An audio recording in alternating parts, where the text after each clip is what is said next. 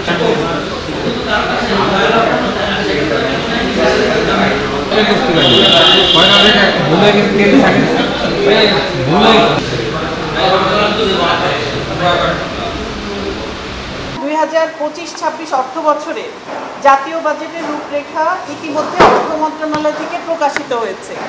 বাজেটের মূল লক্ষ্য হিসেবে বলা হয়েছে অর্থনৈতিক স্থিতিশীলতা বজায় রাখা, সামাজিক নিরাপত্তা জোরদার করা, দারিদ্র্য হ্রাস ও সামাজিক বৈষম্য কমানো, মূল্যস্ফীতি 7 থেকে 8% মধ্যে রাখা, দুর্নীতি হ্রাসের মাধ্যমে সুশাসন প্রতিষ্ঠা করা এবং দেশের সামগ্রিক উন্নয়ন নিশ্চিত করা, কৃষি, শিল্প, পাট, সুন্দরবন ও প্রাণ প্রকৃতি পরিবেশ রক্ষায় বাজেটে পর্যাপ্ত বরাদ্দ ও যথাযথ বাস্তবায়নের জন্য সরকারের কাছে আমাদের দাবি ও প্রস্তাবনা তুলে ধরছি।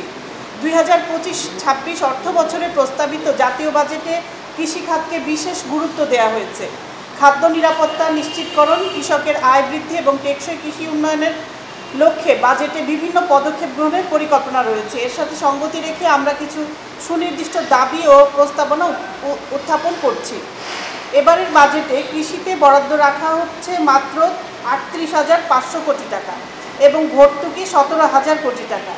বাজেটের মূল দিক নির্দেশনায় কৃষি পণ্যের মূল্য সংযোজন, বিপণন ও বাজার অবকাঠামো উন্নয়নের জন্য কিছু কাজের পরিকল্পনা আছে, কিন্তু কৃষিতে বার্ষিক 10% প্রবৃদ্ধি অর্জনের লক্ষ্য নির্ধারণ করা হয়েছে।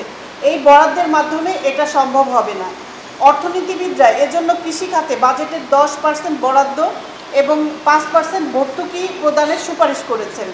আমরা এই সুপারিশের সাথে একমত। আমাদের কৃষক ও কৃষি বাঁচাতে যে সকল ক্ষেত্রে সংস্কার আনতে হবে: 1. কৃষি পণ্যের ন্যূনতম ও সর্বোচ্চ যুক্তিসঙ্গত মূল্য নির্ধারণ, যাতে কৃষকের জন্য লাভজনক মূল্য নিশ্চিত হয়। 2. কৃষকের কাছ থেকে সরকারকে ন্যায্য মূল্যে খাদ্যশস্য পণ্যের ক্রয়ের পরিমাণ বাড়ানো, যা কৃষকদের জন্য একটি নির্ভরযোগ্য বাজার তৈরি করবে। সরকার কর্তৃক ধান, পাট সহ অন্যান্য ফসল ক্রয় কেন্দ্রের পরিমাণ বাড়ানো এবং কমপক্ষে ইউনিয়ন পর্যায়ে সরকারি ক্রয় কেন্দ্র স্থাপন করা। ফসল ক্রয়ের শর্তাবলী সহজ করা, যাতে কৃষকেরা সহজে তাদের ফসল বিক্রি করতে পারে।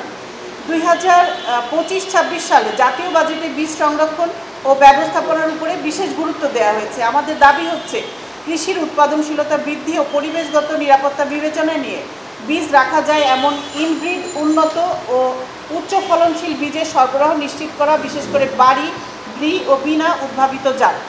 2025-26 সালের বাজেটে ফসলের দেশীয় বীজ সংরক্ষণ ও ব্যবস্থাপনার কোনো বাজেট রাখা হয়নি।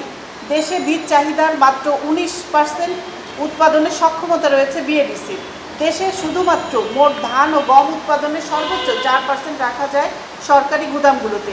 এই বাস্তবতায় আমাদের দাবি হচ্ছে কমিউনিটি সিড ব্যাংক স্থাপন ও কৃষকদের প্রশিক্ষণ ও গবেষণা কার্যক্রম পরিচালনার জন্য বাজেটে বরাদ্দ রাখা, নতুন চাহিদা নিরূপণের ভিত্তিতে বীজ উৎপাদন, খামার ও ফসল সংরক্ষণাগার নির্মাণের জন্য বাজেটে পর্যাপ্ত বরাদ্দ রাখা, কৃষি পণ্যের সংরক্ষণ, প্রক্রিয়াজাতকরণ ও রপ্তানি বৃদ্ধির জন্য প্রযুক্তি স্থানান্তর, যন্ত্রপাতি আমদানি ও কৃষি পণ্যের উপর শুল্ক রেয়াতের জন্য বাজেটে নির্দেশনা থাকা, জাতীয় বাজেটে কৃষকদের সামাজিক নিরাপত্তা ব্যবস্থা সম্প্রসারণ, কৃষি ভর্তুকি বজায় রাখতে পর্যাপ্ত বরাদ্দ, সহজ শর্তে কম সুদে কৃষি ঋণ প্রদান করা, যাতে ক্ষুদ্র প্রান্তিক কৃষকরা তাদের চাষাবাদের খরচ বহন করতে পারে, রাসায়নিক সার ও অন্যান্য কৃষি উপকরণের পর্যাপ্ত সরবরাহ নিশ্চিত করা এবং সেগুলোর দাম কৃষকের নাগালের মধ্যে রাখা, খাল খনন ও কৃষির জন্য পানির রিজার্ভেশন বা সংরক্ষণাগার তৈরি, জমিতে সেচের সুবিধা বাড়ানো, জলাবদ্ধতা দূর করার জন্য প্রয়োজনীয় পদক্ষেপ নেওয়া, নদী খাল ইজারা বন্ধ করে কৃষির জন্য উন্মুক্ত রাখা, বন্যা, খরা, ঘূর্ণিঝড় এইসব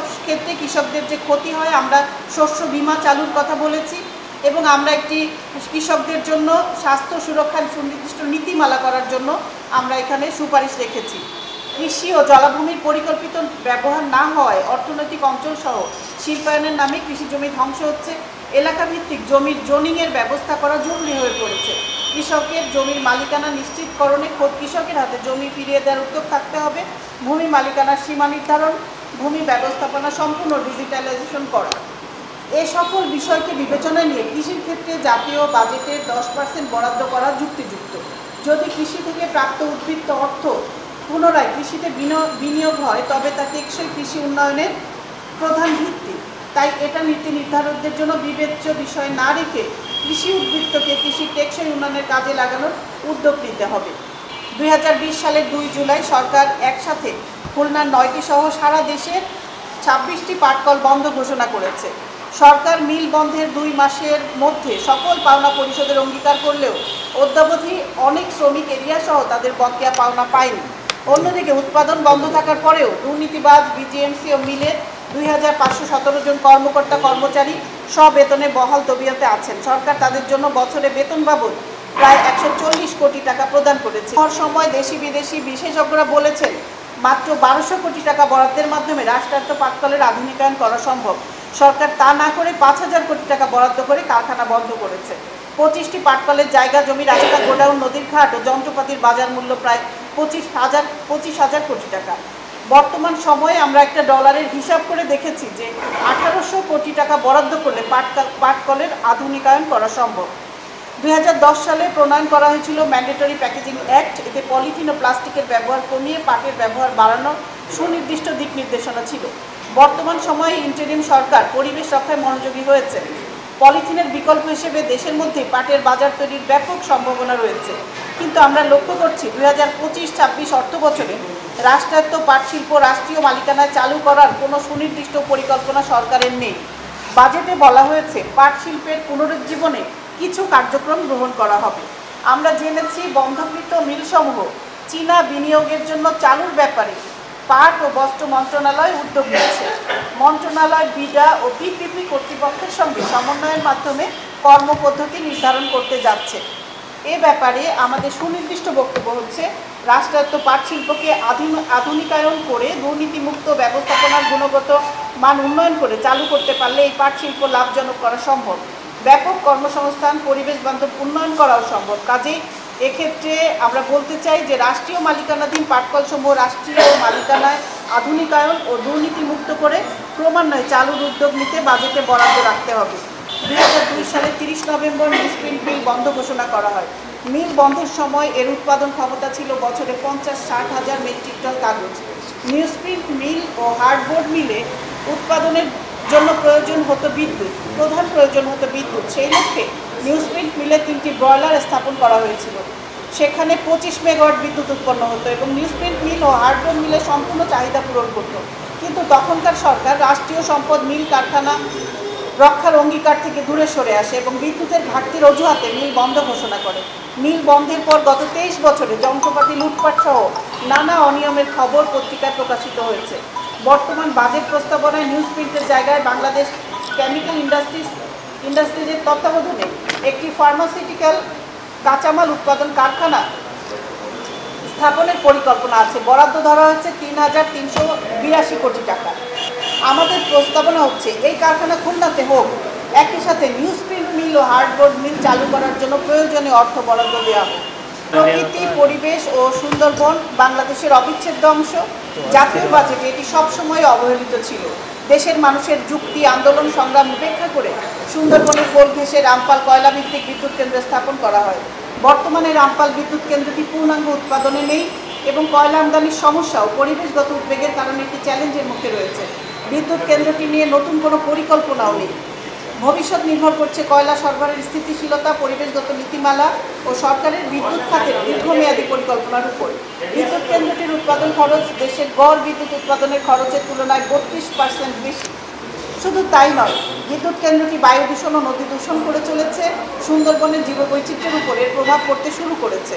এছাড়া জলবায়ু পরিবর্তনের ঝুঁকি বাড়ছে, সাথে সাথে নৌ পরিবহন ও দুর্ঘটনার ঝুঁকি তো রয়েছে। রামপাল কয়লাভিত্তিক বিদ্যুৎ কেন্দ্র অর্থনৈতিক ও পরিবেশগত কোনোভাবেই আমাদের জাতীয় স্বার্থের অনুকূল নয়। এজন্য এর বিকল্প এখন থেকেই ভাবতে হবে। 2025-26 অর্থ বছরে সুন্দরবনের পরিবেশ সংরক্ষণ ও টেকসই ব্যবস্থাপনার কিছু পদক্ষেপের কথা বলা হয়েছে, যা সুন্দরবনকে জলবায়ু পরিবর্তনের প্রভাব থেকে রক্ষা, জীববৈচিত্র্য সংরক্ষণ ও স্থানীয় জনগণের জীবিকা উন্নয়নে সহায়তা করবে। আমাদের দাবি হচ্ছে সুন্দরবন এলাকার 10 কিলোমিটারের মধ্যে যেসব শিল্প আছে সেগুলো সরিয়ে নিতে হবে এবং নতুন শিল্প স্থাপনের যে নিষেধাজ্ঞা আছে তা কার্যকর করতে হবে। সুন্দরবন ইকো ট্যুরিজম মাস্টার প্ল্যানে 25 থেকে 45 পরিবেশ বান্ধব পর্যটনের কথা বলা হয়েছে। সেজন্য বন বিভাগের সক্ষমতা বৃদ্ধির পাশাপাশি তাদের দায়বদ্ধতার মধ্যে আনতে হবে।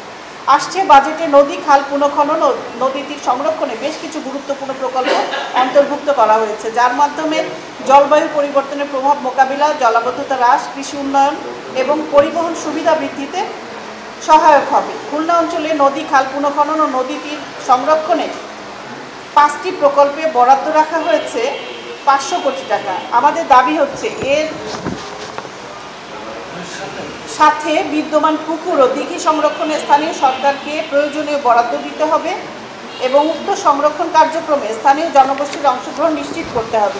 পলিথিনের বিকল্প হিসেবে পাটের ব্যাগ, ভুট্টা রাশ, কচুরিপানা রাশ অথবা কলা গাছের রাশ দিয়ে বিকল্প ব্যাগ তৈরিতে উদ্বুদ্ধ এবং সেই মোতাবেক প্রণোদনা ও সাবসিডির জন্য বাজেটে বরাদ্দ রাখতে হবে।